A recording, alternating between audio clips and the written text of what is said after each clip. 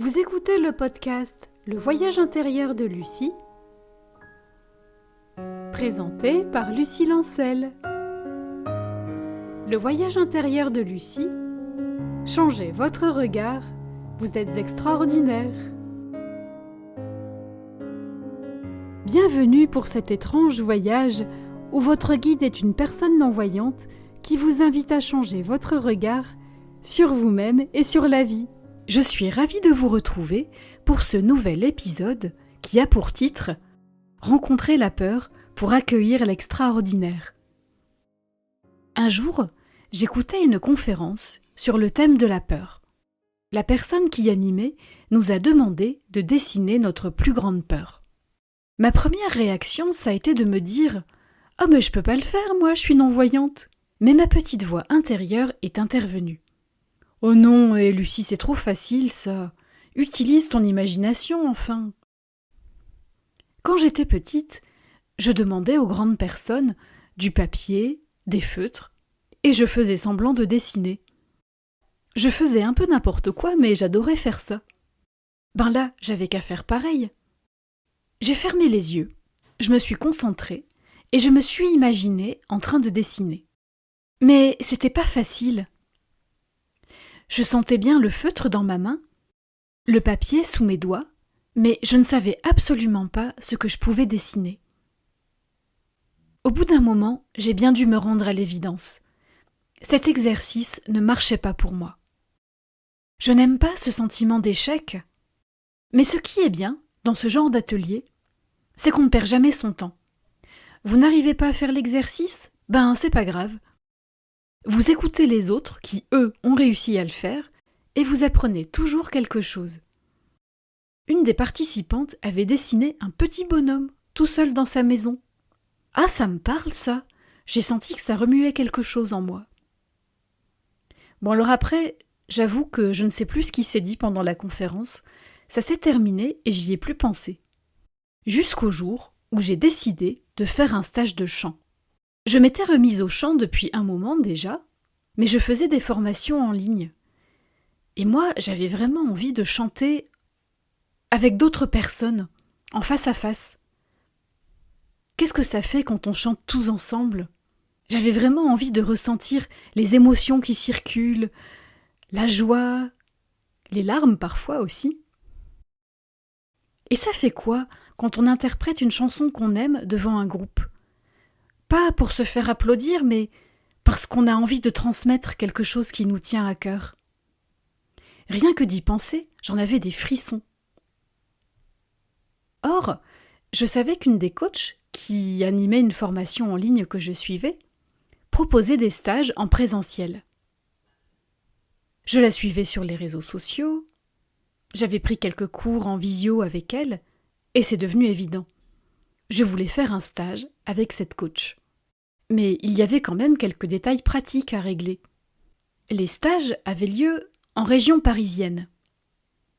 Alors moi au début je me suis dit « c'est pas grave, je prends un TGV et à la limite on peut demander à un autre participant qu'il vienne me chercher à la gare. » Oui mais non, c'est pas si simple, c'est en région parisienne.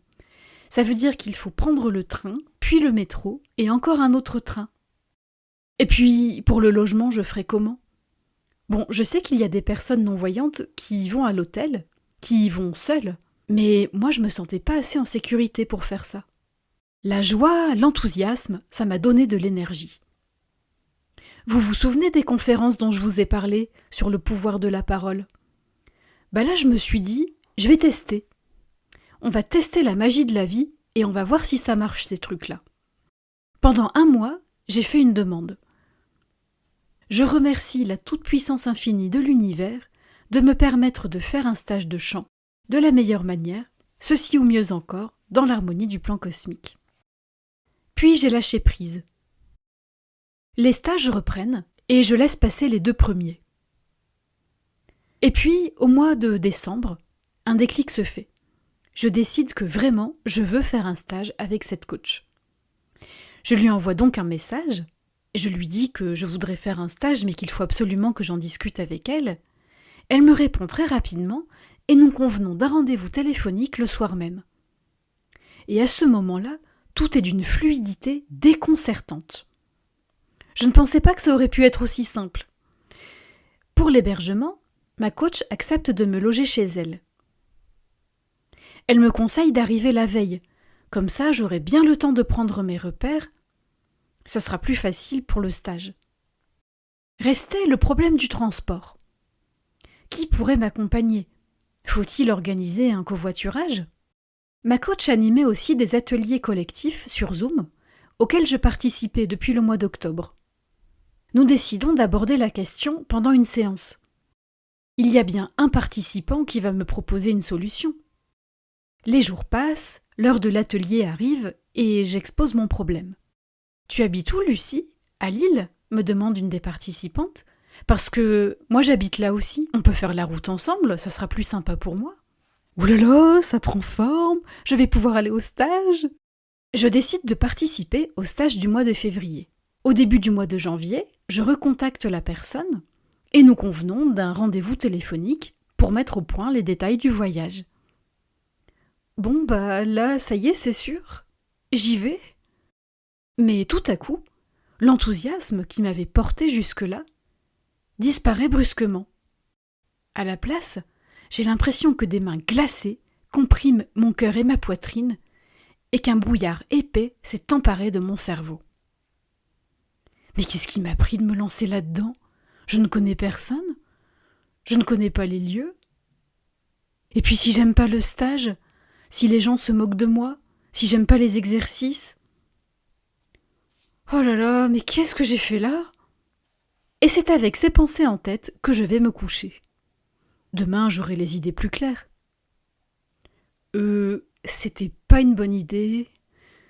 En plein milieu de la nuit, je me réveille, et là je me vois dans le métro, avec mon gros sac et tous les gens qui nous bousculent.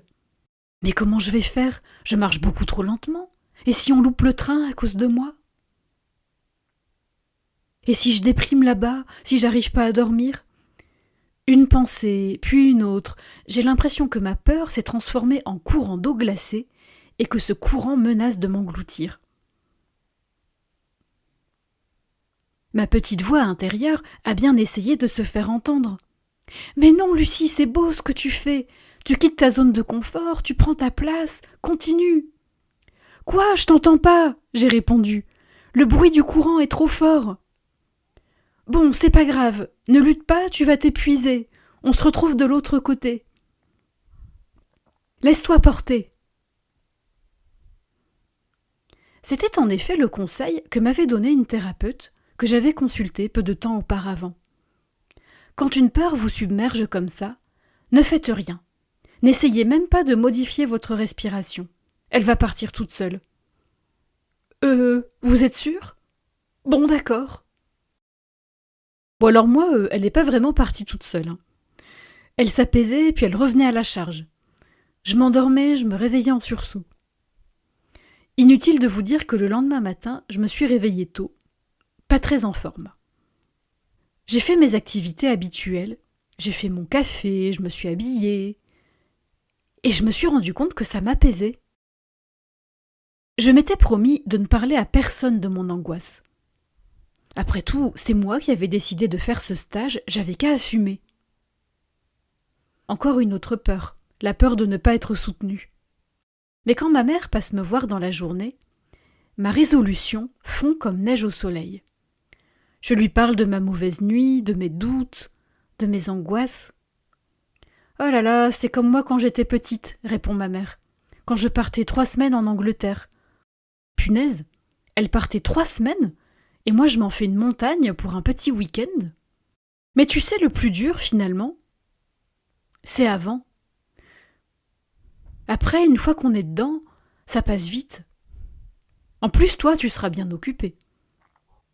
Et puis, si vraiment ça va pas, tu pourras nous appeler. Bon, moi qui pensais que personne ne me soutiendrait si j'exprimais mes peurs, mon mental me raconte n'importe quoi parfois. Le lendemain matin, j'ai mon rendez-vous téléphonique avec la personne qui va m'accompagner pour le voyage. Elle m'explique qu'elle a décidé de ne pas stresser et que le voyage se passerait bien. Donc, hors de question de courir dans les couloirs du métro. Il Il y a un train toutes les heures, donc le pire qui puisse nous arriver, c'est d'en louper un. Et de devoir patienter.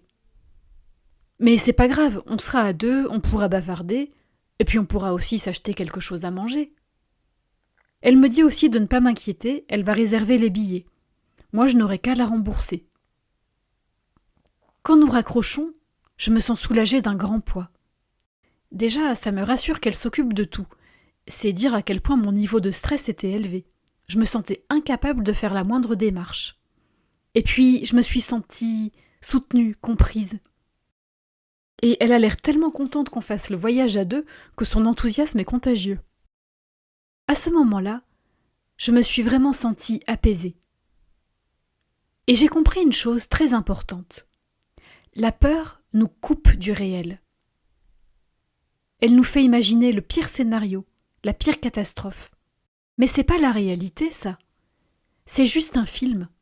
Un très mauvais film qu'on n'arrive pas à mettre en pause. Vous savez, quand on nous a demandé de dessiner notre plus grande peur, je crois en fait que c'était une invitation à rencontrer notre peur. La peur est effrayante à cause de son côté abstrait, irréel. Mais quand on lui donne une forme, un nom, un visage, quand on accepte d'entendre son message, elle perd en intensité. Ben oui, mais comment on fait quand on ne peut pas ou quand on ne sait pas dessiner ? Franchement, même si je n'avais pas de handicap, je ne sais pas ce que j'aurais dessiné. Mais je crois qu'on peut rencontrer la peur autrement. On peut par exemple accepter de la ressentir dans le corps. Qu'est-ce que ça fait ? Est-ce que ça pince ? Est-ce que ça crispe ? Et comment je respire ? Et ma peur, elle me raconte quoi ? Quel est son message ? Quelle est l'histoire qu'elle a envie de me raconter ? Et on peut écrire ce que notre peur nous dit. L'écriture, c'est aussi un bon moyen de mettre la peur à distance. Et une fois qu'on a fait ça, on arrête d'entretenir les pensées. Ça, c'est l'erreur que j'ai faite. Ou on les remplace par des pensées positives, comme je peux y arriver, j'ai toutes les ressources en moi pour faire face à cette situation. En tout cas, ce dont je me suis rendu compte, c'est que ma peur me parlait beaucoup de solitude, de manque de soutien. Et là, en discutant avec la personne qui allait m'accompagner, je me suis au contraire sentie soutenue et comprise. Alors, même si j'avais compris ça n'a pas empêché ma peur de revenir, sous différentes formes. Une douleur au ventre quand on a réservé les billets, une fuite de la réalité le jour du départ. J'avais absolument voulu travailler sur mon podcast au lieu de vérifier mes affaires. Résultat, j'ai failli partir sans ma bouteille d'eau et sans mon chargeur de téléphone. Bon, heureusement, je me suis rattrapée à temps. Bon alors, qui avait raison ? Ma peur ou mon enthousiasme ? Alors, pour être honnête avec vous, des moments difficiles, il y en a eu. Se repérer dans un nouveau lieu, rencontrer plein de nouvelles personnes. J'avais l'impression que je devais demander de l'aide toutes les 30 secondes, pour aller aux toilettes, retrouver ma bouteille d'eau. Mais avec le recul, je peux dire que c'était pas grand-chose comparé aux moments de joie, de connexion, de partage que j'ai pu vivre pendant ce stage. On a chanté des chants sacrés, des mantras, et c'était profondément libérateur de chanter ensemble. C'était très émouvant pour moi d'interpréter une chanson qui me tenait à cœur, et c'était tout aussi émouvant d'écouter les autres participants interpréter des chansons qu'ils avaient choisies comme moi, ou des chansons qu'ils avaient écrites et composées eux-mêmes. J'ai pleuré, j'ai ri, j'ai discuté. J'ai eu des échanges très profonds avec certaines personnes. Maintenant, avec le recul, je peux le dire. Surmonter ma peur, ça en valait vraiment la joie. Alors, est-ce que ça veut dire pour autant que maintenant je suis une pro dans la gestion de la peur ? Est-ce que maintenant, dès que j'ai une idée, je me lance et la peur, j'en ai plus peur ? Hélas non, ça serait trop facile. Et puis, si vraiment c'était le cas, je n'aurais plus rien à partager avec vous, n'est-ce pas ? Non, maintenant j'ai compris que la peur déforme ma perception de la réalité. Je sais qu'elle me fait imaginer le pire scénario, la pire catastrophe. J'ai compris aussi que la peur me fait perdre mon pourquoi. Quand j'étais tenaillée par la peur, je ne comprenais plus pourquoi je voulais le faire ce stage. Je me sentais horriblement seule et vulnérable. Et à ce moment-là, ça n'avait plus de sens. Mais je sais aussi que la peur cherche à me protéger d'un danger. Un danger réel ou imaginaire. Par exemple, quand vous traversez la rue, vous regardez à droite, à gauche, parce que vous avez peur de vous faire renverser par une voiture. Dans ce cas, la peur a un rôle protecteur et c'est positif. Mais parfois aussi, les peurs sont une fabrication du mental qui n'aime pas le changement et qui fait tout pour nous inciter à ne pas y aller. Il arrive aussi que notre mental se base sur une expérience douloureuse de notre passé, un traumatisme que nous n'avons pas digéré, et du coup notre mental veut absolument nous éviter de souffrir encore. La question est donc de savoir si le danger est réel ou imaginaire. On peut aussi se demander, ok, quel est mon scénario catastrophe ? Et s'il se produit, qu'est-ce que je peux faire pour y remédier ? Par exemple, quand j'ai commencé à m'exposer sur Facebook, j'avais très peur de me faire harceler sur les réseaux sociaux. Alors qu'est-ce que je peux faire si ça arrive ? Peut-être que je peux bloquer l'utilisateur qui me pose problème.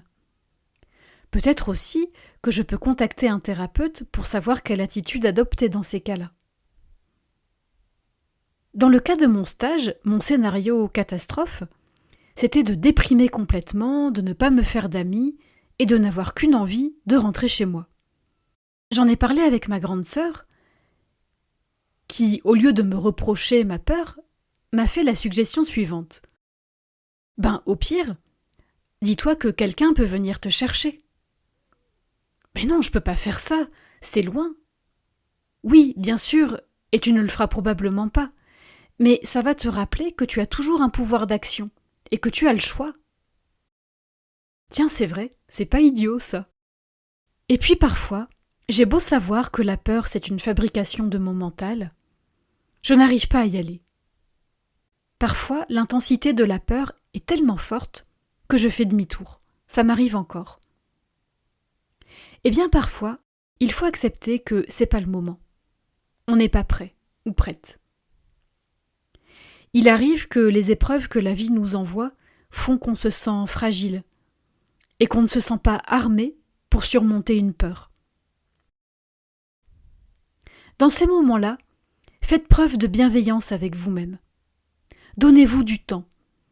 6 mois, 1 an, 5 ans, peu importe. Et vous pouvez profiter de ce moment pour restaurer votre confiance en vous. Prendre conscience de vos ressources, rencontrer des personnes qui ont déjà fait cette expérience. Cette période de transition, elle peut être très riche en rencontres et en découvertes. Alors, on peut apprendre à aimer le chemin.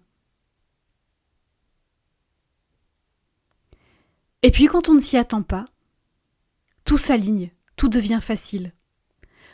On sait qu'on est prêt quand on ressent la douleur de la peur, mais qu'on arrive à se dire « Ouais, ok la peur, tu es là, tu es très douloureuse, très désagréable, mais j'irai quand même. Je la ferai quand même, cette nouvelle expérience. » Nous arrivons à la fin de cet épisode. J'espère de tout cœur qu'il vous aidera à réaliser vos projets et vos rêves, à votre rythme, avec bienveillance. Si ça vous a parlé, n'hésitez pas à me laisser un petit message sur ma page Facebook ou sur ma chaîne YouTube. Je vous lirai avec grand plaisir. Je vous retrouve très prochainement pour un nouvel épisode. En attendant, prenez soin de vous et faites preuve de bienveillance envers vous-même. À très bientôt. Merci de m'avoir écouté. C'était le voyage intérieur de Lucie. Si vous avez aimé cet épisode, vous pouvez liker, partager, vous abonner à ma chaîne. Ce podcast est disponible sur toutes les plateformes numériques, Apple Podcasts, Spotify, Google Podcasts, Deezer, etc. Et si vous souhaitez me contacter, Pour commenter un épisode, partager votre expérience, n'hésitez pas à vous rendre sur la page Facebook du podcast. Je vous mets le lien dans la description. Je vous retrouve très prochainement pour un nouvel épisode du podcast Le voyage intérieur de Lucie. Le voyage intérieur de Lucie, changez votre regard, vous êtes extraordinaire.